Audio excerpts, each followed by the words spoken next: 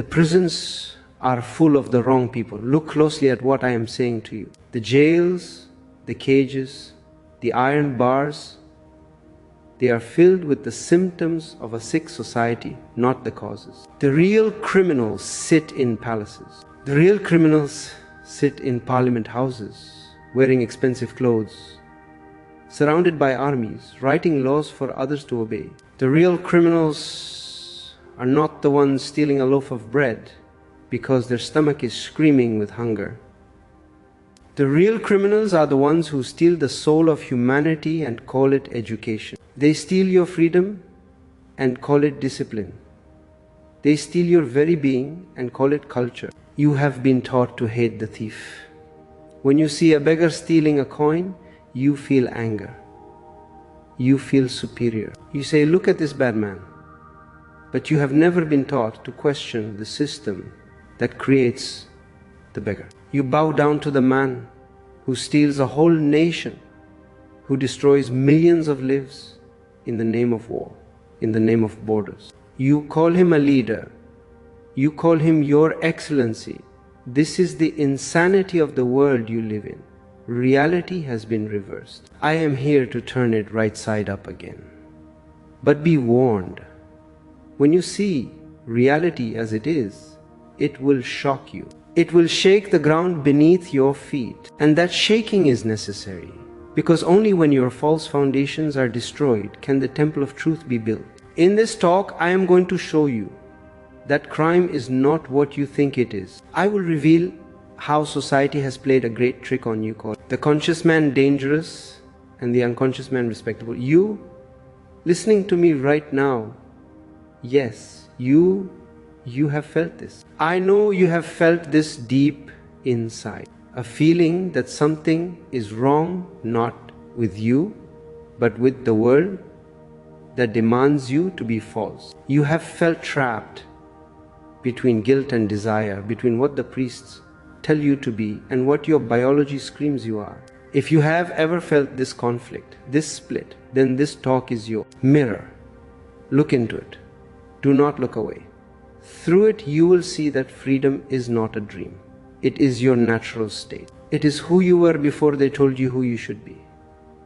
Since your childhood, you have been given a script. You have been told who the bad people are.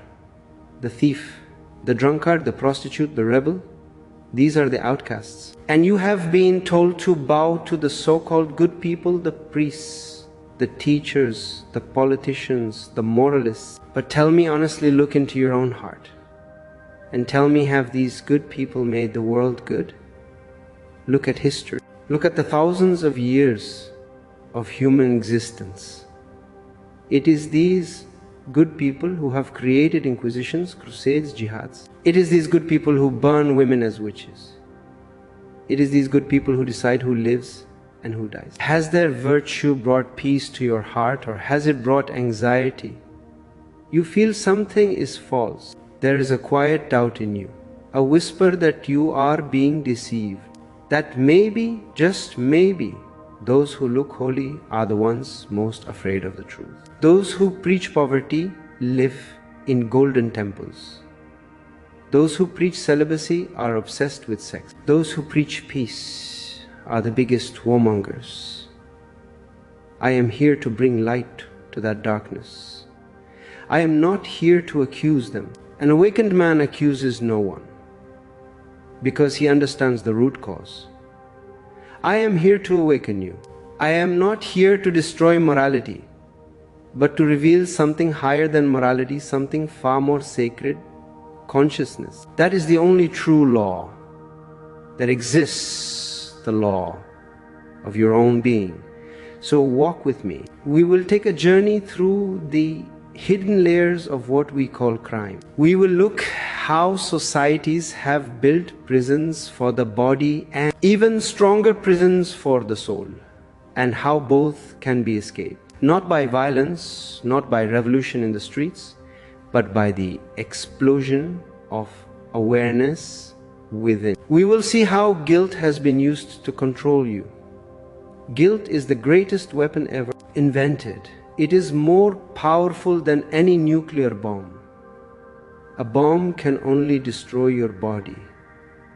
Guilt destroys your spirit. It makes you bow down. It makes you feel unworthy. And a man who feels unworthy is easy to enslave. By the end of our time together, you will not only understand who the real criminals are, you will know how to live beyond all prison. The prison of morality, of politics, of religion, of the mind itself. There will be moments that may shock you. Good. Let the shock happen. A shock is just a knock on the door of your sleep. It says, wake up. Each shock is a doorway to awakening.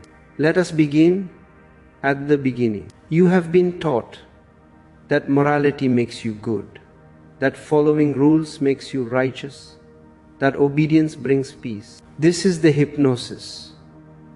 This is the mantra repeated to you since you were in the cradle. Do this, don't do that. Be like this, don't be like that. But here is something most people completely miss. Morality has never created a single enlightened human being.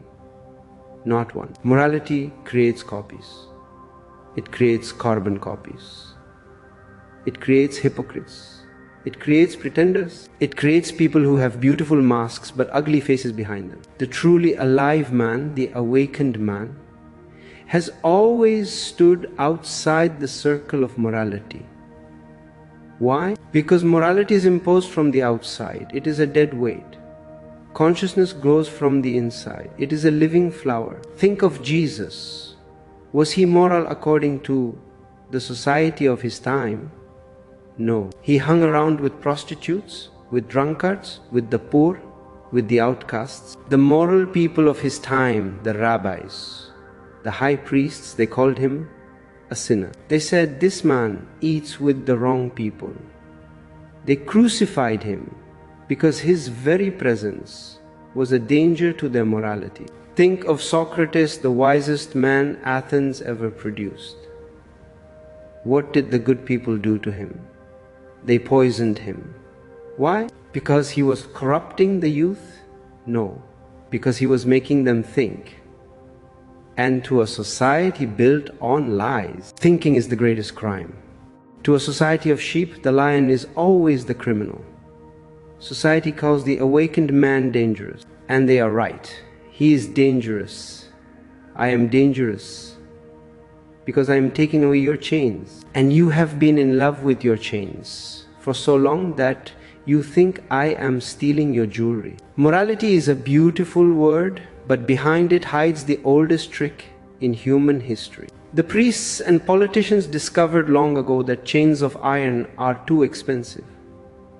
They are visible. The slave can see them, and if he sees them, one day he will try to break them. So they invented invisible chains. They invented conscience. Not real conscience, but the fake voice they planted in your head. They discovered that if you can make a man feel guilty, you no longer need to imprison his body. He will become his own jailer. He will carry the cage inside him. He will police himself. Have you noticed this? You are alone in your room. Nobody is watching. Yet you are afraid to be yourself. Who is watching?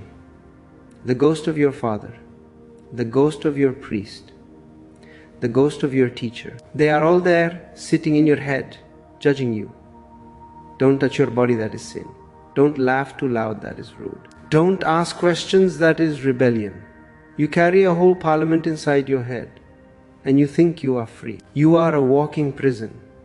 This is how morality works. It teaches you to hate your natural self.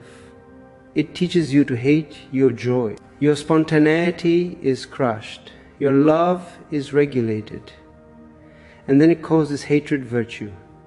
It is a sickness. If you are listening to this and you feel that burden in your chest, that heaviness of always trying to be good but never feeling good, I want you to take a moment. Pause. Take a deep breath and ask yourself, who is living my life? Is it me? Or is it the fear of what others will say? If you are brave enough to ask this, you are ready for the truth. The moral man does not follow truth, he follows commandments. does not live with consciousness, he lives with calculation. He is a businessman. Even in his prayers, he is doing business. He goes to the temple and says, God, I have been good. I have followed the rules. Now give me a reward. Give me a place in heaven. He is bargaining. His goodness is just a currency to buy a ticket to paradise. And he is afraid. If I do this wrong, will I be punished in hell? His life is trembling between greed for heaven and fear of hell. How can love flower in such a soil? Fear can never give birth to love. Fear can never give birth to compassion. Fear only creates more fear. A conscious man, on the other hand, acts from a different center. He does not look at a book to find out what is right or wrong. He does not ask the priest. He simply listens to his heart. He turns his gaze inward. And when you truly listen to your heart, not the noise of your mind, but the silence of your heart, you cannot harm another being. It is impossible. Why is it impossible? Because in that silence, you see that the other is not other. You see yourself in everyone. You see that the life pulsing in you is the same life pulsing in the tree, in the animal, in your neighbor, even in your enemy. When you see yourself in everyone, how can you steal? You would be stealing from yourself. How can you lie? You would be lying to yourself. Morality divides. It says, I am good, you are bad. It creates an ego trip. I am a saint. Look at me. I fast. I pray. I follow the rules. The moral man is filled with ego. That is why the so-called saints are so heavy, so serious, they cannot laugh. Their faces look like they have been drinking vinegar. They are carrying a heavy burden of their own goodness. Awareness unites. Awareness says, we are one. Morality judges. Awareness understands. Morality says, obey. Awareness says, wake up. Have you noticed how every moral society ends up producing the same ugliness it condemns? Look at the Victorian era. So moral, they covered the legs of tables because legs were considered sexual. And yet, underneath that strict morality was the greatest perversion, the greatest pornography, the greatest repression. And the more you repress, the more corruption grows underground. This is a psychological law. Whatever you deny, whatever you push into the basement of your mind, gains power. It becomes a monster. If you condemn sex, your mind will become obsessed with sex. You will dream about it. You will hallucinate about it. If you glorify poverty, the mind becomes greedy. Morality creates the very sins it pretends to fight, because repression is the mother of all perversion. That is why I say the moral man is dangerous. He is sitting on a volcano. He looks calm on the surface, but underneath the lava is boiling. And any day it will explode. And when a good man explodes, he does things that even a criminal would be ashamed of. When a child is born, look at him. Look into the eyes.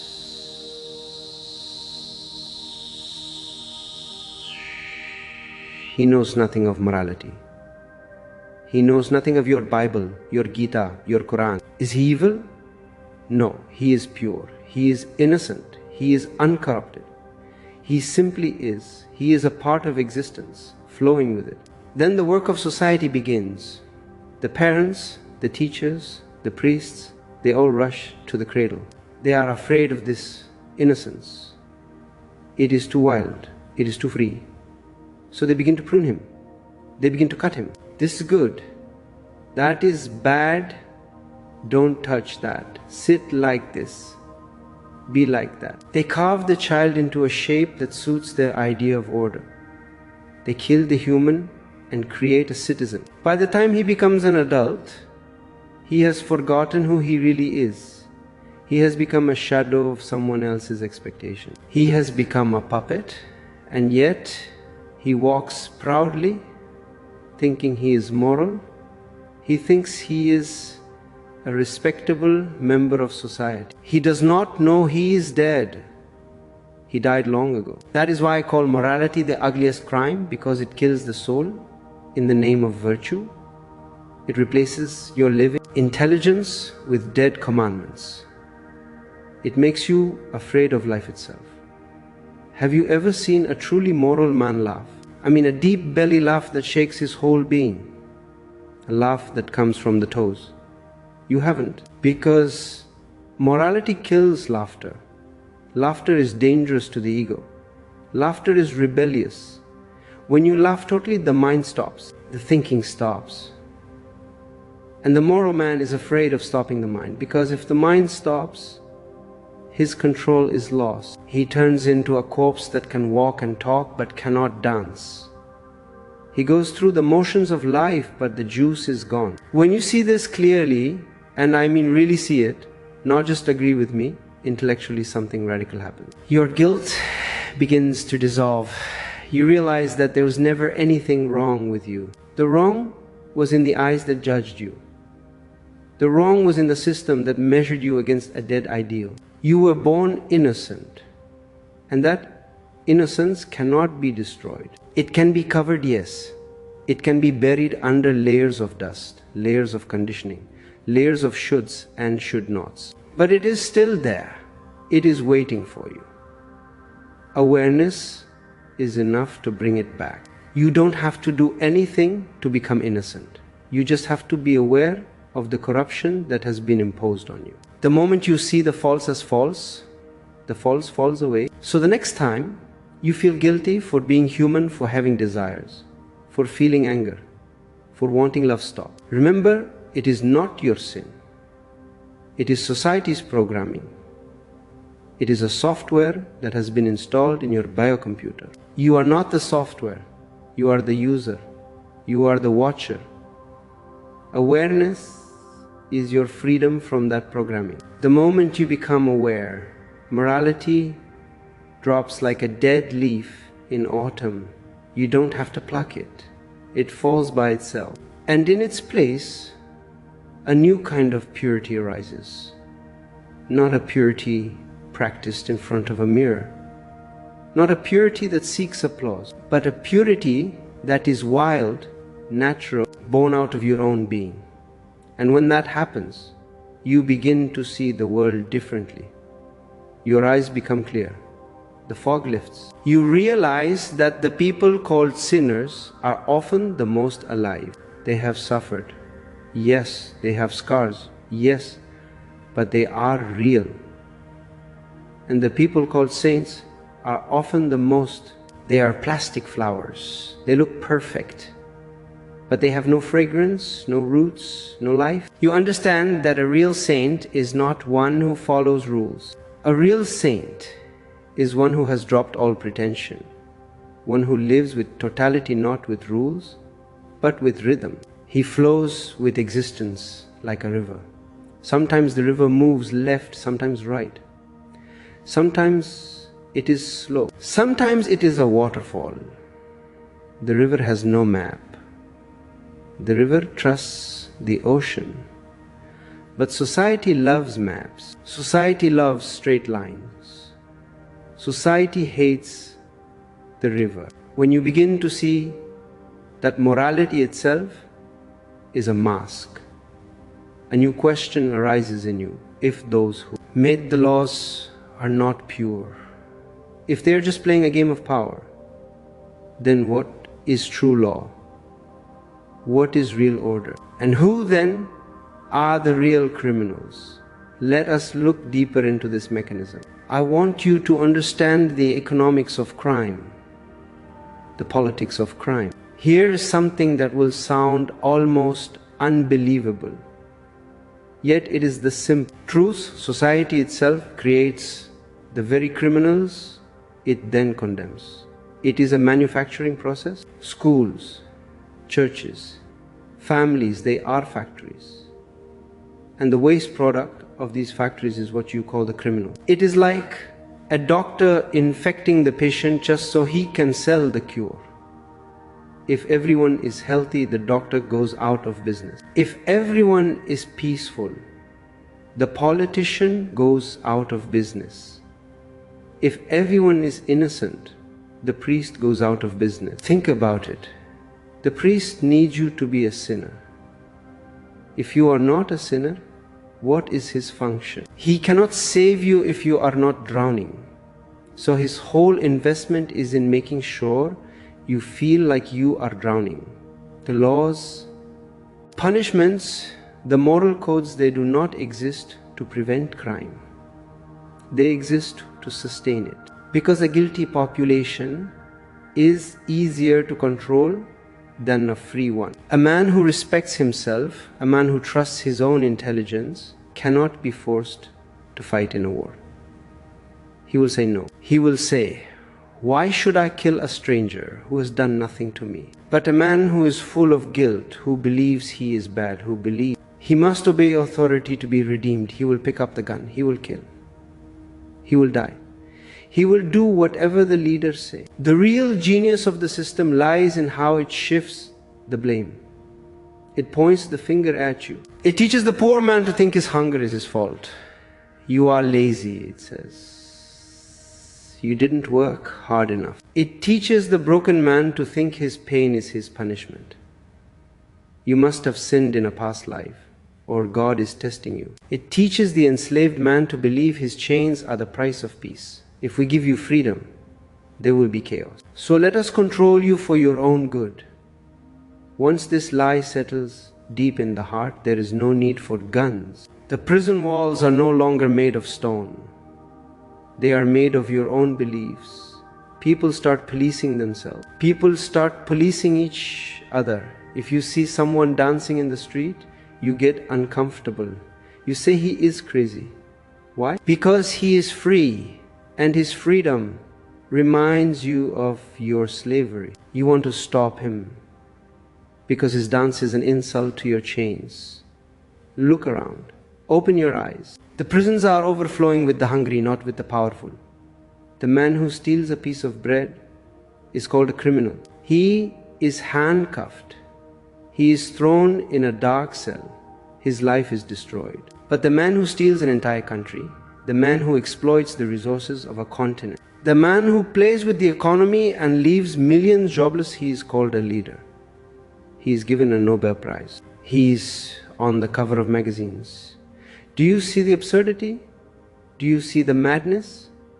The one who breaks into your home at night will be arrested by the one who breaks into your soul through fear every day. The policeman, the judge, the magistrate, they are part of the same machinery.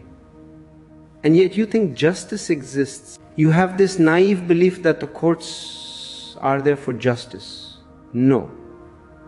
Justice is a mask that hides privilege. Justice is a net that catches the small fish and lets the big sharks pass through. Crime, as you have been taught to see it, is just the shadow of an unjust world. It is the reflection in the mirror. You cannot break the mirror and expect the reflection to disappear. You have to change the face in front of the mirror. When greed is rewarded and compassion punished, how can honesty survive? Look at your educational system. It teaches competition. It teaches you to fight your neighbor. It teaches you that to succeed, you must climb over the heads of others. It says be number one, but everyone cannot be number one. If there is a number one, there must be a number 2, number 10, and number 1 million. And the number 1 million feels like a failure. He feels angry. He feels cheated. And out of that anger, out of that feeling of worthlessness, crime is born. When the world worships success above all else, what chance does truth have? If you tell the truth and lose, you are a loser. If you lie and win, you are a winner.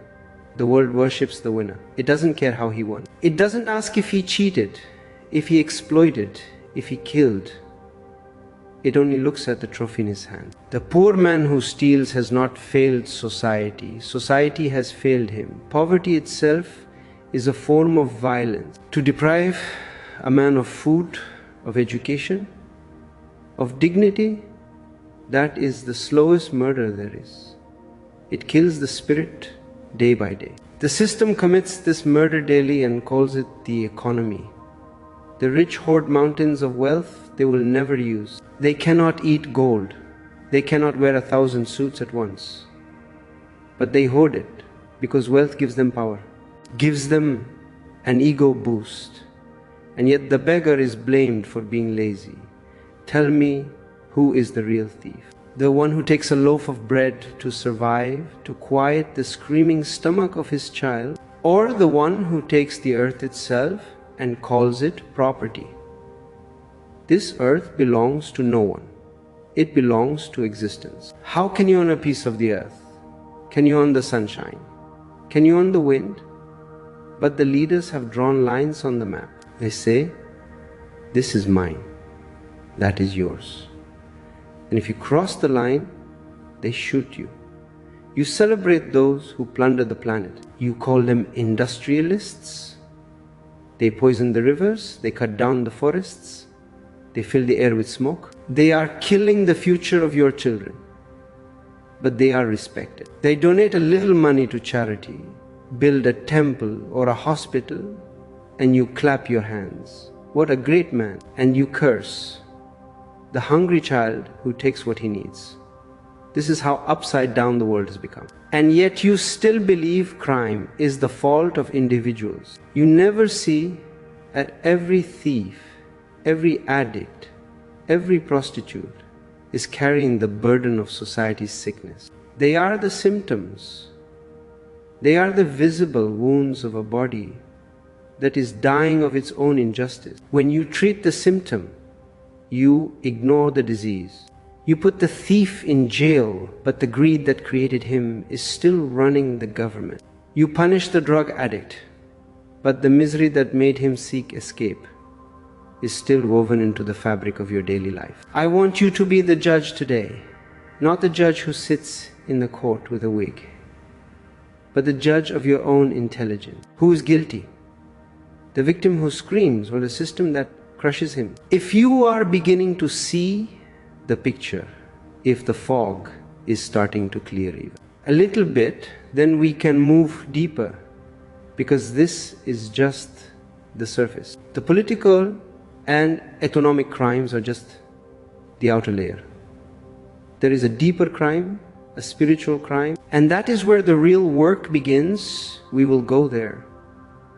But first, you must drop your old definition. You must be ready to look at the leaders and see the criminals, and look at the criminals and see the victims. Are you ready to turn the world right side up? Then look at the story of the murderer Angulimala. This is one of the most significant moments in the history of human consciousness. Angulimala was a madman. He had taken a vow to kill 1,000 people and wear their fingers as a garland around his neck. He had already killed 999. He needed just one more finger to complete his vow. The whole kingdom was trembling. Even the king was afraid to go near the forest where Angulimala lived. But Buddha walked toward that forest. The people warned him. They said, "Don't go.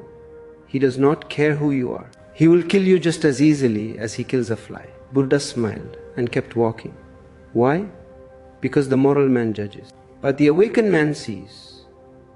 When Buddha met Angulimala, he didn't call him evil. He didn't lecture him on the 10 commandments. He didn't pull out a law book. He saw the suffering that had driven this man mad. He saw a man who had been born into a world without love, beaten by society, rejected by the so-called good people, twisted by guilt and anger. He saw that Angulimala was not a criminal. He was a victim of a criminal society. And what did Buddha do? He didn't punish him. He didn't call the police. He simply stood there in total silence, in total love. He made him conscious. He said to him, "I have stopped, Angulimala. I stopped long ago. My mind is still. But you are running. When will you stop?" That simple question, when will you stop, pierced Angulimala's heart like a sword. In that moment of shock, in the presence of a man who had no fear, the murderer disappeared. The mask fell off. The man remained. Angulimala threw away his sword and fell at Buddha's feet. He became a monk. He became enlightened. Awareness heals what punishment never can. If Buddha had used violence, Angulimala would have remained a killer. But Buddha used light. Now, not all theft is for bread. Not all crime is born of poverty. There is another kind of hunger that is far more dangerous, far more destructive. It is the hunger for power. And this hunger does not belong to the poor. It belongs to those who are already drowning in wealth. It is the hunger that drives kings, priests, and presidents. The poor man steals coins because his belly is empty. The powerful man steals freedom because his soul is empty. Do you see the difference? The poor man's crime is physical. The politician's crime is spiritual. They steal the dignity of the human soul. The politician rules your body. He puts borders around it. He taxes it. He drafts it into war. The priest rules your mind. He puts beliefs in it. He puts fear in it. And both of them have the audacity to call it service. They say, we are serving the people. This is the greatest joke. Together, they build invisible prisons. They create laws and beliefs so sacred that you don't even see the walls. And because you think you are free, you never try to escape. A prisoner who knows he is in prison will try to dig a tunnel. But a prisoner who thinks he is in a palace will decorate the walls. The real criminals are not in your jails. They are in your temples and parliaments. They are the ones who make you afraid of pleasure. They make you afraid of truth. They make you afraid of rebellion. Why? Because fear is their weapon and guilt is their leash. If you are not afraid, you don't need a leader. If you are not guilty, you don't need a priest. Their whole business depends on your sickness. So they must keep you sick. They must keep you trembling. If you are beginning to see this web of control, if you are realizing how deep this game goes, I want you to pause for a second. If you want to be free of this game, you have to support the truth. Engage with this message. Like this video. Share it with someone who is still sleeping. Help me wake them up.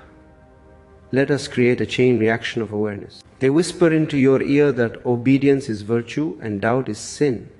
Don't doubt, they say. Just have faith. But I tell you, a mind that never doubts can never wake up. Doubt is the beginning of intelligence. Doubt means you are looking, you are searching, you are alive. Blind faith is just a comfortable sleep. They tell you to worship words written centuries ago and ignore the living truth beating in your own heart. That is the greatest theft of all, stealing a man's ability to trust his own intelligence. They cripple you. They cut off your wings and then blame you for not being able to fly. And they have done it so successfully that you now guard your own chains. You fear anyone who tries to unlock them. If someone comes and says, you are free, you get angry. You say, how dare you? My chains are made of gold. My chains were given to me by my ancestors. You see, the tyrant outside can only survive if there is a tyrant inside. The dictator in the palace needs the policeman in your mind. That inner voice that says, you must not question. You must not disobey. Be a good boy. Be a nice girl. That voice, listen to it carefully. Is it your voice? No. It is the voice of your mother, your father, your schoolmaster, your priest. It is a recording. It is not your conscience. People are very confused about this. They think that little voice in their head is their conscience. It is not. It is your conditioning. Conscience is alive, fluid, spontaneous. It changes with the moment. It responds to the reality of now. Conditioning is mechanical, repetitive, dead. It always gives the same answer. If you ask a Christian conscience, it gives a Christian answer. If you ask a Hindu conscience, it gives a Hindu answer. But truth is neither Hindu nor Christian. Truth is just truth. But as long as you listen to the dead voice of conditioning, you will continue to live in a graveyard. You will be a zombie. You will move, you will eat, you will reproduce, but you will not live. But once awareness enters, that inner tyrant begins to die. This is the miracle of meditation.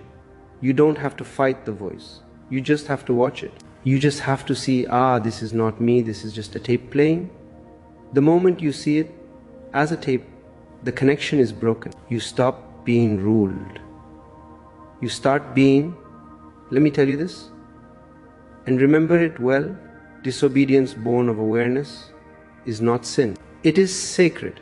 When you say no to a corrupt world out of clarity, not out of anger, you become a light in the darkness. There is a difference between reaction and rebellion. Reaction comes from anger. It is political. You hate the government, so you burn the flag. That is reaction. It binds you to the very thing you hate. But rebellion comes from understanding. You see the falseness and you simply step out of it. You don't fight it, you transcend it. The true revolution is not when you overthrow governments. We have done that for thousands of years. We overthrow one tyrant and another takes his place. We call it democracy, we call it communism. But the slavery remains. The names change, the prisons remain. The true revolution is when you overthrow the dictator within. It is not when you destroy temples, but when you stop kneeling to lies. That is the only rebellion that changes everything, the rebellion of consciousness. And when you see this, when you see how society manufactures criminals, to keep itself alive, you can no longer condemn the so-called sinner. Your heart opens. You begin to see the pattern. You see the invisible hands writing the rules and calling it justice. Build prisons and calling it peace, making slaves and calling it morality. You stop judging and compassion is born. This is inevitable. Awareness is the father. Compassion is the mother. They always come together. Once you understand that society creates both the thief and the judge, the killer and the saint, then your vision clears. You see that they are both players in the same game. They need each other. The judge needs the thief to feel important. The saint needs the sinner to feel holy. You stop asking, how do we punish crime? And you start asking, how do we awaken love? That is the only real question. Punishment has failed. Look at your history books. Punishment has been tried for 10,000 years. Has crime disappeared? No. It has increased. It has become more sophisticated. Because a man who is conscious cannot harm. It is impossible. His very presence becomes a blessing. His very breath is a healing. He is in harmony with the whole. And when enough human beings live in that awareness, this whole machinery of sin and punishment will collapse. There will be no need for prisons, for governments, for priests. Why would you need a policeman if you don't want to steal? Why would you need a priest if you are already in direct contact with the divine? The only true law will be the law of understanding. So look carefully. The world you live in has turned everything upside down. The true saints are in prison or in madhouses or ignored on the streets. And the real criminals are giving sermons. The thieves are punished for stealing bread, but those who have stolen your joy, your innocence, your laughter, they are praised as protectors of morality. That is the grand deception. Once you see it clearly, you step out of it. You simply drop the game. You no longer belong to their madness. You belong to consciousness itself. And now, as we go deeper, as the layers of the onion are peeled away, a new and more profound question begins to rise within you. If forgetfulness of our being is the root of all this trouble, if unconsciousness is the seed of every act of violence, then perhaps the greatest crime is not against others at all. Perhaps the real crime is against oneself. This is the turning point. Stop looking at the world for a moment and look at yourself. The greatest crime does not happen in the marketplace or the battlefield. It happens in the silent corners of your own being. The real crime is forgetfulness. Forgetting that you are consciousness. Forgetting your original face. Forgetting who you were before they gave you a name and a religion. Beneath the noise of your thoughts and the burdens of your identity, there exists a pure, living presence that has never harmed anyone. That presence is you. That presence cannot harm anyone because it knows no separation. When man forgets this, he falls asleep. And in that sleep, he begins to hurt others. He begins to hurt himself. He becomes a nightmare to himself and to the world. Every war, every lie, every cruelty that has ever scarred this earth began in the same moment. The moment man forgot who he was. You see, the world is not suffering because man is evil. That is a wrong diagnosis. Priests say you are born sinners. I say no, you are not born sinners. You are born unconscious. You are born in a state of sleep. The world suffers because man is unconscious. Forgetfulness is the root of all violence. The moment you forget your being, ego takes over. The ego is a false entity. It is a bubble. And because it is false, it is always afraid of popping. It needs constant support. It needs conflict to survive. It needs to prove itself. It needs to dominate. It needs to win. The ego cannot exist in peace. Have you noticed? When you are peaceful, the ego disappears. When you're angry, the ego becomes very strong. So the ego loves war. Peace feels like death to the ego. So it creates comparison, competition, jealousy, war. And it does this beautifully. It is very cunning. It wraps madness in noble words. It calls hatred patriotism. It says, I am killing for my country. It calls greed ambition. It says, I am building a future for my family. It calls revenge justice. This is the cleverness of forgetfulness. It makes you believe your sickness is your strength. Remember the story of Adam's fall from paradise. It is one of the most misunderstood stories in the world. The priests have used it to make you feel guilty. They say Adam sinned by disobeying God.